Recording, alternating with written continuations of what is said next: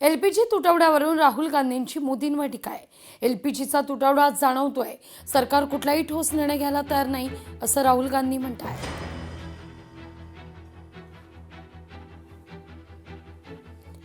सामनाच्या अग्रलेखातून ठाकरेंच्या शिवसेनेला सल्ला देण्यात येतोय.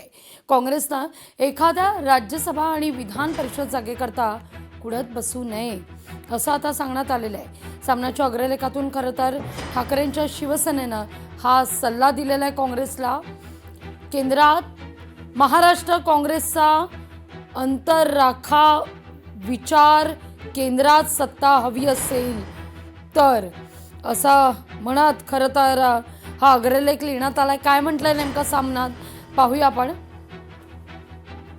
दिल्लीमध्ये जर उद्या राहुल गांधी प्रधानमंत्री होणार असतील तर आम्ही नाही सांगणार की आम्हाला प्रधानमंत्री करा म्हणून शिवसेनेचा, किंवा शरद पवारांच्या पक्ष नाही सांगणार जाऊन की आमच्या पक्षाचा प्रधानमंत्री करा, किंवा अखिलेश यादवांचा पक्ष सांगणार नाही की आमचा प्रधानमंत्री करा, किंवा ममता बॅनर्जी सांगणार. आम्ही म्हणणार काँग्रेसचा प्रधानमंत्री करा. राज्यातल्या प्रादेशिक पक्षांची आघाडी म्हणजे इंडिया ब्लॉक आहे, आणि हा इंडिया ब्लॉकचं नेतृत्व राहुल गांधी करतात. प्रादेशिक पक्षांना प्राधान्य दिलं पाहिजे, तुम्ही राष्ट्रीय पक्ष आहात, आणि आपण येणाऱ्या संधींचं समान योग्य प्रकारे वाटप केलं पाहिजे, हीच आमची भूमिका आहे.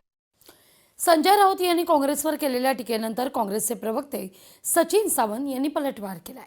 संजय राऊत यांचा अनेकदा गोंधळ उडतो असं ते म्हणतात. पाहूया. राजकीय पक्षाचे प्रवक्ते म्हणून इतर नेत्यांकडे, इतर पक्षांकडे बोट दाखवण्याची सवय ही आता 4 बोटं आपल्याकडेही वळलेली आहेत, याचाच विसर त्याला पडत असतो. त्यामुळे आघाडी धर्मामध्ये इतर पक्षाची चर्चा करणं आवश्यक आहे, त्यांचंही काही मत असू शकतं, हा विचार करण्याची त्यांना आवश्यकता वाटत नाही. एकतर्फी निर्णय जाहीर करायचा आणि नंतर काँग्रेसच्या नेत्यांचा गल्लीपासून दिल्लीपर्यंत शोध घेत फिरायचं, हा आघाडी धर्मामध्ये योग्य मार्ग आहे का? भारतीय जनता पक्षाबरोबर लढणं ही काँग्रेस पक्षाची प्रामाणिक भूमिका आहे, आणि त्यामुळे यांच्याकडे वळलेली 4 बोटं जी आहेत ती दाखवण्यामध्ये आम्हाला स्वारस्य नाही. हम आह भी भरते हैं तो हो जाते हैं बदनाम, वो कत्ल भी करते हैं तो चर्चा नहीं होती. सुनेत्र पवार यांनी आज बारामती पोटनिवडणुकीकरता अर्ज दाखल केलाय. अर्ज भरताना राष्ट्रवादीच्या नेत्यांसह उपमुख्यमंत्री एकनाथ शिंदे, मंत्री बावनकुळे देखील उपस्थित होते. बारामतीची निर्मिती दादाने केलेली आहे ती पुढ्या पद्धतीने टिकवणं, अधिक वाढवणं, दादाच्या स्वप्नातलं बारामती घडवणं, नियतीने कदाचित वेगळ्या पद्धतीने आपल्यावरती जबाबदारी दिलेली असेल, पण एक दादांचा निकटचा 40 वर्षाचा सहकार्य म्हणून विश्वास व्यक्त करतोय. सर्वच राजकीय पक्षांना मी आवाहन केलेलं आहे की निवडणूक बिनविरोध व्हावी. काँग्रेसच्या पक्षश्रेष्ठींचा जो संपर्क करण्याचा प्रयत्न आदरणीय प्रफुल्लबाईंनी केला, मी सुद्धा केला.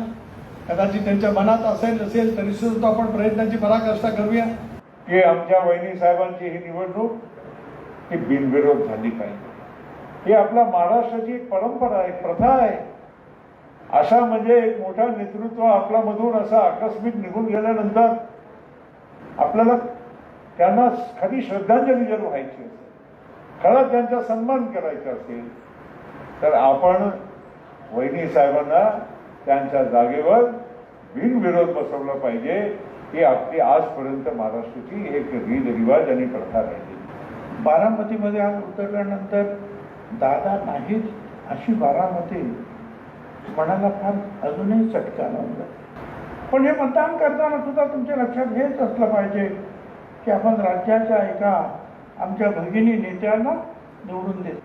अनेक पक्षांनी जे आहे आपल्याला पाठिंबा दिला.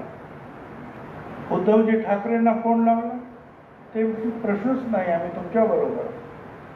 एवढंच नाही, काही म्हणाला की भुजबळ आणि दिलीप तुमच्याकडे येतील. निरोपाला कशाला ते बरोबर दिसत नाही. आम्ही मनापासून तुमच्या बरोबरच आहोत ना, बाकी कधी पण तुम्ही या, पण या कामासाठी येणं काही आवश्यक नाही. आम्ही पूर्णपणे तुमच्याबरोबर. घडली विद्यमान आमदार सदस्य जेव्हा आपल्यातून जातो त्यावेळेस ही निवडणूक बिनविरोध व्हावी अशा प्रकारची एक परंपरा, प्रथा ही सगळ्यांनी पाळली.